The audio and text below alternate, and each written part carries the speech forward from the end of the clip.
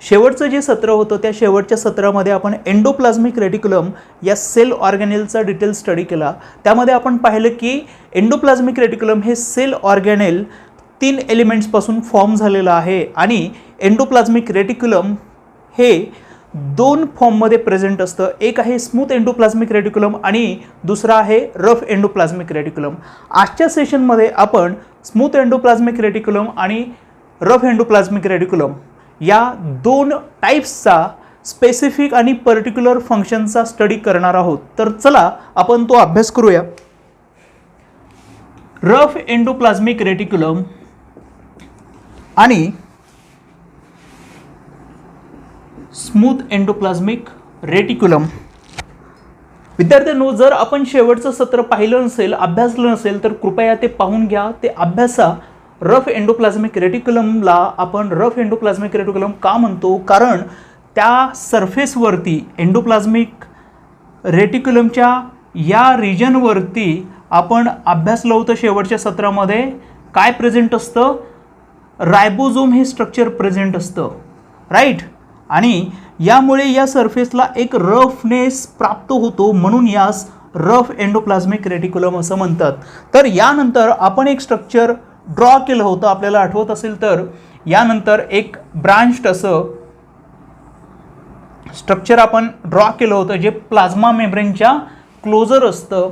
हे स्ट्रक्चर म्हणजेच ट्यूब्युल्स होय, राईट। आणि यालाच आपण म्हणतो स्मूथ एंडोप्लाझ्मिक रेटिक्युलम। का म्हणतो स्मूथ एंडोप्लाझ्मिक रेटिक्युलम? कारण या स्ट्रक्चरवरती रायबोझोम हे प्रेझेंट नाहीये, म्हणून या सरफेसला एक स्मूथनेस आलेला आहे, म्हणून यास स्मूथ एंडोप्लाझ्मिक रेटिक्युलम असे म्हणतात। ओके, तर आता पाहू आपण प्रत्येक रिजनचे स्पेसिफिक काय फंक्शन्स आहेत। तर रफ एंडोप्लाझ्मिक रेटिक्युलमचे स्पेसिफिक फंक्शन्स काय आहेत? तर it helps in protein synthesis and its transport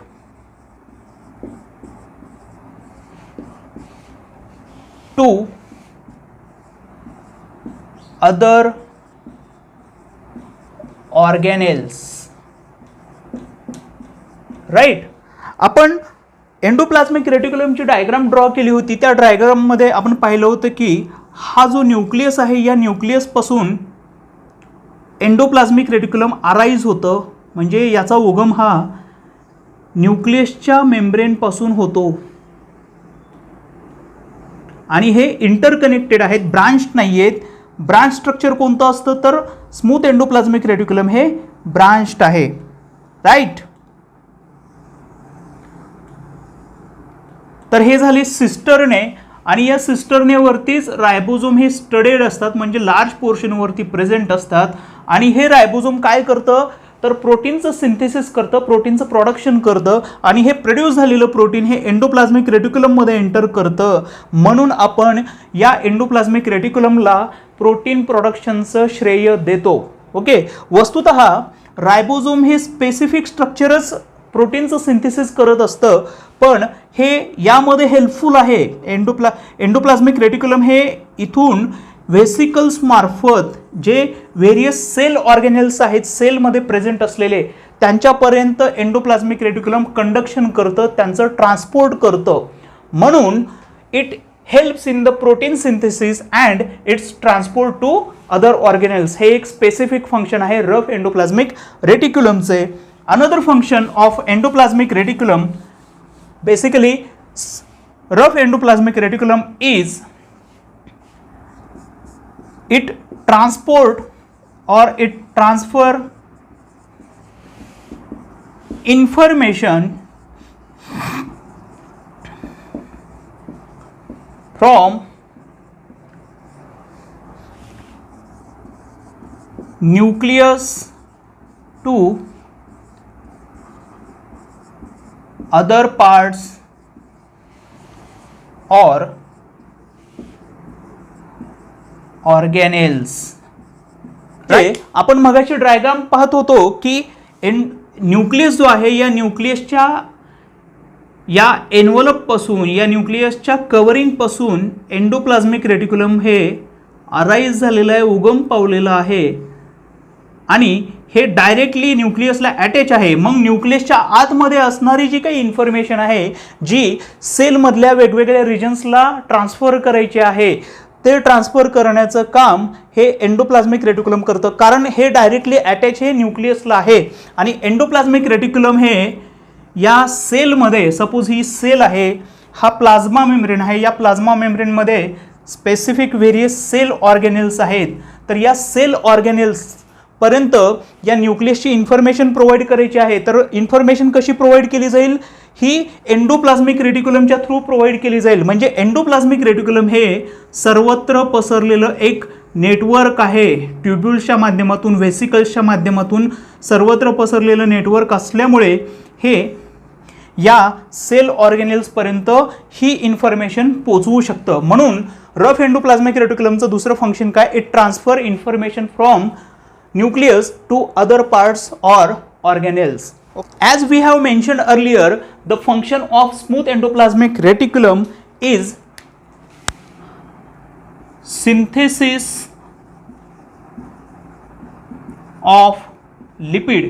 हे स्मूथ एंडोप्लाझ्मिक रेटिक्युलमचं मेन फंक्शन आहे. ओके, म्हणजे हा प्रोटीनचं प्रोडक्शन करतो, हा लिपिडचं प्रोडक्शन करतो. Synthesis of lipids and its transfer is the main function of smooth endoplasmic reticulum. Smooth endoplasmic रेटिक्युलमचं अजून दुसरं फंक्शन काय आहे, तर मसल सेल्स ज्या आपल्या शरीरामध्ये असणाऱ्या स्नायू पेशी आहेत, त्या स्नायू पेशींमध्ये ज्या टाईपचा एंडोप्लाझ्मिक रेटिक्युलम असतो तो एंडोप्लाझ्मिक रेटिक्युलम म्हणजेच स्मूथ एंडोप्लाझ्मिक रेटिक्युलम होय. आणि हा स्मूथ एंडोप्लाझ्मिक रेटिक्युलम मसल सेल्समध्ये सार्कोप्लाझ्मिक रेटिक्युलम म्हणून ओळखला जातो. तर हा जो सार्कोप्लाझ्मिक रेटिक्युलम आहे मसल सेल्समधला, हा याचे फंक्शन काय आहे, तर it helps in conduction of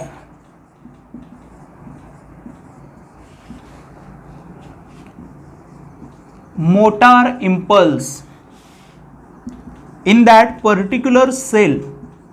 motor impulse म्हणजे मोटिलिटी, मूवमेंट, आपल्या शरीराची, बॉडीची जी मूवमेंट होते, जी हालचाल होते, ती जी हालचाल पॉसिबल आहे ती कशामुळे पॉसिबल आहे, सार्कोप्लाझ्मिक रेटिक्युलममुळे पॉसिबल आहे. कारण हा कशामध्ये हेल्प करतोय, तर या ज्या मोटार इम्पल्स आहेत, म्हणजे हालचालीशी संबंधित ज्या संवेदना आहेत त्या संवेदनांचं वहन करण्याचं कार्य हे या सार्कोप्लाझ्मिक रेटिक्युलमचं म्हणजे स्मूथ एंडोप्लाझ्मिक रेटिक्युलमचं आहे. Then another function of sarcoplasmic reticulum in muscle cells is removal of lactic acid. Lactic ॲसिडचं रिमूव्हिंग करणं, त्याला तिथून बाजूला काढणं, हे काम हे या सार्कोप्लाझ्मिक रेटिक्युलमचं आहे. लॅक्टिक ॲसिड कधी फॉर्म होतं मसल सेल्समध्ये, तर ज्यावेळी आपण बरीच मूवमेंट करतो, बऱ्याच आपण श्रम करतो, त्यानंतर आपल्याला जो थकवा येतो, म्हणजेच ज्या ग्लुकोजचं एनएरोबिक ब्रेकडाऊन होतं, त्या ब्रेकडाऊनच्या नंतर लॅक्टिक ॲसिडचं फॉर्मेशन होतं. आणि हे लॅक्टिक ॲसिडचं फॉर्मेशन कोणती कंडिशन क्रिएट करतं मसलमध्ये, तर मसल फटीग क्रिएट करतं. हा मसल फटीग तिथून जाण्यासाठी याचं तिथून त्या एरियामधून निघणं आवश्यक आहे. तर हे जे निघणं आहे किंवा हे जे रिमूव्हिंग आहे, ही रिमूव्हिंग सार्कोप्लाझ्मिक रेटिक्युलम करतं, म्हणजेच बेसिकली स्मूथ एंडोप्लाझ्मिक रेटिक्युलम करतं. स्मूथ एंडोप्लाझ्मिक रेटिक्युलमचे अजून बरेच फंक्शन आहेत आणि त्यातलं एक फंक्शन म्हणजे डिटॉक्सिफिकेशन ऑफ सबस्टन्सेस. कोणत्या टाईपचे सबस्टन्सेस आहेत ते, तर काही हार्मफुल सबस्टन्सेस, जसं की फॉर एक्झाम्पल एक कार्सिनोजेनिक सबस्टन्स आहे, एक कार्सिनोजेनिक सबस्टन्स आहे बेन्झपायरिन नावाचे. या बेन्झपायरिनचं डिटॉक्सिफिकेशन करणं हे फंक्शन कोणाचं आहे? हे फंक्शन आहे स्मूथ एंडोप्लाझ्मिक रेटिक्युलमचं. डिटॉक्सिफिकेशन नंतर ग्लायकोजिनोलायसिस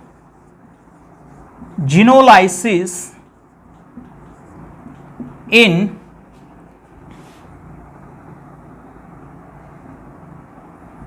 लिव्हर सेल्स. ग्लायकोजिनोलायसिस म्हणजेच काय, तर ग्लायकोजन नावाचा हा जो सबस्टन्स आहे, या सबस्टन्सचं लायसिस करणे म्हणजे याचं ब्रेकडाऊन करणे, म्हणजेच breakdown of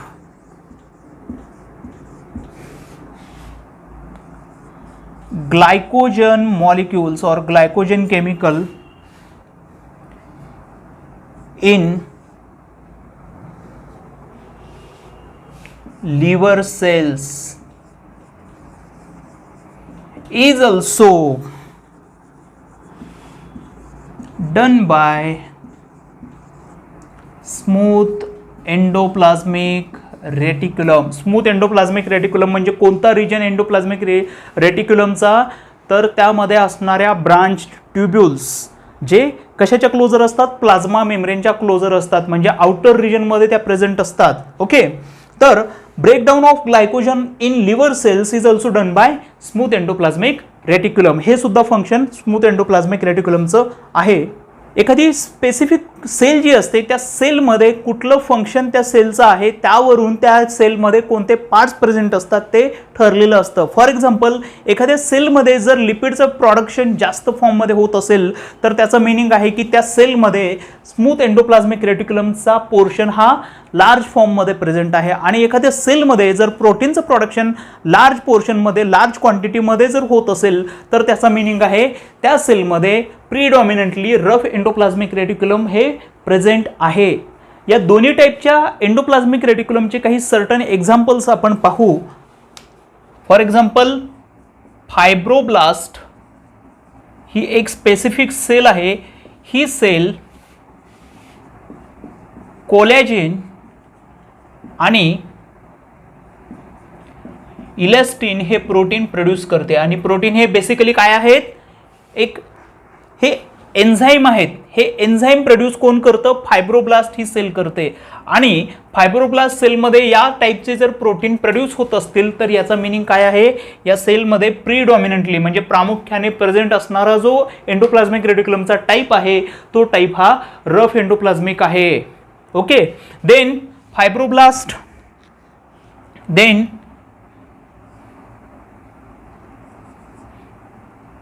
beta cells of islets of Langerhans. या सेल्स इन्सुलिन हे एन्झाईम प्रोड्यूस करतात. आणि इन्सुलिन हे एन्झाईम बेसिकली काय आहे, प्रोटीन आहे. म्हणजेच या सेल्समध्ये ही प्रीडॉमिनंटली रफ एंडोप्लाझ्मिक रेटिक्युलम प्रेझेंट आहे. Smooth endoplasmic रेटिक्युलमचे examples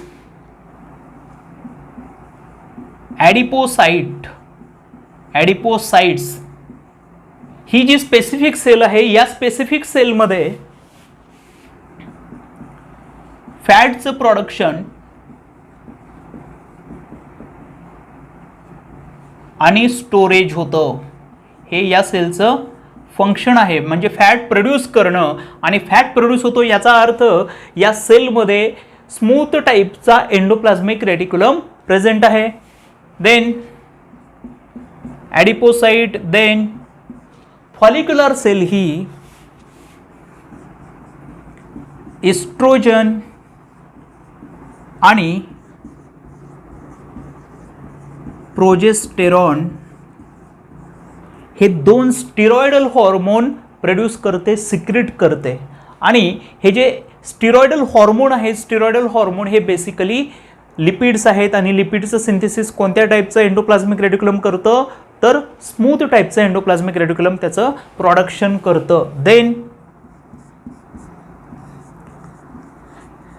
Leydig's cell in testis produce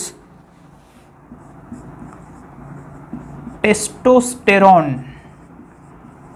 testosterone हे जे स्टिरॉइडल हॉर्मोन आहे हे लेडिक सेल टेस्टिसमधली प्रोड्यूस करते. इट मीन्स यामध्ये predominantly smooth endoplasmic reticulum present आहे. Students, it is very much simple and very much interesting also, so you can understand it very clearly. म्हणजे यामध्ये आपण एंडोप्लाझ्मिक रेटिक्युलम, त्यामधील रफ एंडोप्लाझ्मिक रेटिक्युलम आणि smooth endoplasmic reticulum हे दोन types पाहिले, त्यांचे फंक्शन्स आपण पाहिले, त्यामधले काही एक्झाम्पल्स सुद्धा आपण पाहिले. म्हणजे बेसिकली या सेशनमध्ये आपण स्पेसिफिक आणि पर्टिक्युलर फंक्शन या दोन टाईपच्या एंडोप्लाझ्मिक रेटिक्युलमचे अभ्यासले आहेत. जर आपल्याला हे सेशन समजलं असेल, आवडलं असेल तर प्लीज लाईक करा, शेअर करा आणि सबस्क्राईब करा.